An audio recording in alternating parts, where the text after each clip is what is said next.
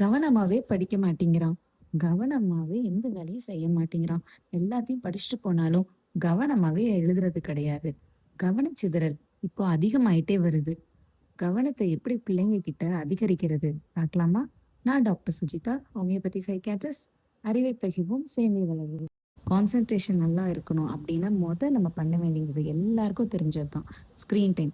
TV and phone அத ரொம்ப limit பண்ணி 15 டூ 20 மினிட்ஸ்க்கு மேல ஒரு நாளைக்கு இல்லாத மாரி பார்த்துக்கணும். அதுவும் அந்த நேரத்தில ஓவர் ஸ்டிமுலேஷனா இருக்கிற நெறையா கலர்ஃபுல்லா, பிரைட்ஃபுல்லா இருக்க பிக்சர்ஸ், ஃபாஸ்ட்டா மூவ் ஆகுற கார்ட்டூன்ஸ் இந்த மாரி இல்லாத மாரி பார்த்துக்கணும்.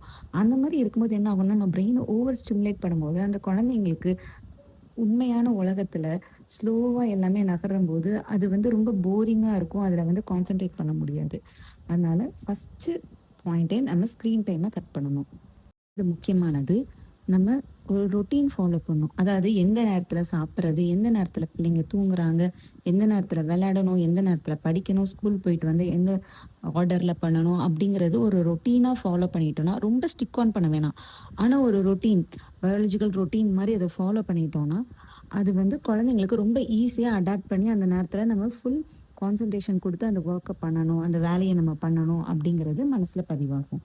அடுத்தது ஒ குழந்தை 10 வயசுக்கு முன்னாடி அப்படின்னா, அத் எந்த குழந்தையாலயும் 20 நிமிஷத்துலேருந்து 30 நிமிஷத்துக்கு மேல வரைக்கும் கன்டினியூஸா ஒரே படிச்சுக்கிட்டே இருக்க முடியாது. அப்போ ஒரு பிரேக் தேவை. 10 வயசுக்கு மேல பிள்ளைங்க அப்படின்னா 30லேருந்து 40 நிமிஷம். அதிகப்படி நம்ம பிரெயின அவ்வளோ நேரம் தான் ஒரு ஒர்க்க கான்சன்ட்ரேட் பண்ணி பண்ண முடியும்.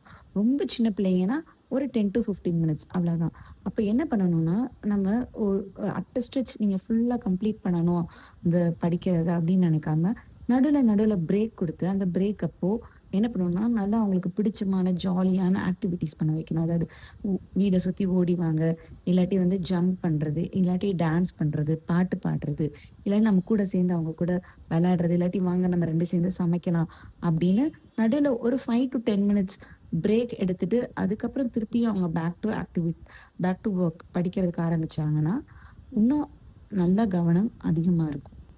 அடுத்தது சீக்கிரமா படுக்க போயிட்டு, சீக்கிரமா நேரத்தோட எந்திரிக்கிறது. ஒரு 8 மணி நேரத்துலேருந்து 10 மணி நேரமாவது குழந்தைங்களுக்கு கண்டிப்பா தூக்கம் வேணும். அப்பதான் நமக்கு பிரெயின் திருப்பியும் ரீஜெனரேட் ஆயிட்டு, திருப்பி நல்லா அதால ஃபங்ஷன் பண்ண முடியும். அப்போ சீக்கிரமா படுத்துட்டு, சீக்கிரமா எந்திரிக்கணும். காலையில 6 மணி, 6:30 மணி அந்த மாரி சீக்கிரமா எந்திரிக்கும்போது, நம்ம கார்ட்டிசால் உடம்புல இருக்க லெவல் அதிகமா இருக்கும். அப்ப என்ன ஆகும்னா, நம்ம பிரெயின் நல்லா ஆக்டிவா இருக்கும். அப்போ நமக்கு ரொம்ப அதிகமா கவனம் கிடைக்கும் படிக்கும்போது. ரொம்ப முக்கியமானது. ஃபிசிக்கல் எக்சர்சைஸ் பண்ணும்போது நம்ம பிரெயின்ல நெறைய ஹார்மோன் செக்ரீட் ஆகும். Dopamine, epinephrine, brain neurotic factors அந்த மாரி நெறைய ஹார்மோன் நம்ம உடம்புலயும், பிரெயின்லயும் செக்ரீட் ஆகும். அதெல்லாம் என்ன பண்ணும்னா, நமக்கு பிரெயின்ல எந்த ஏரியா நமக்கு கான்சன்ட்ரேஷன் கவனத்துக்கு ரொம்ப முக்கியமான ஏரியா அத நல்லா ஸ்டிமுலேட் பண்ணும். அப்ப என்ன ஆகும்னா, நம்ம அந்த குழந்தைங்களால ஈஸியா கவனமா ஒரு வேலையே பண்ண முடியும், படிக்க முடியும். அது ஞாபகமும் வரும். அம்மாவோட அன்பான, ஊக்கமிக்க வார்த்தைகள், ஆரோக்கியமான விளையாட்டு இருந்ததுன்னா, கவனம் அதிகமா இருக்கும். ஆரோக்கியமான குழந்தை நம் கையில்.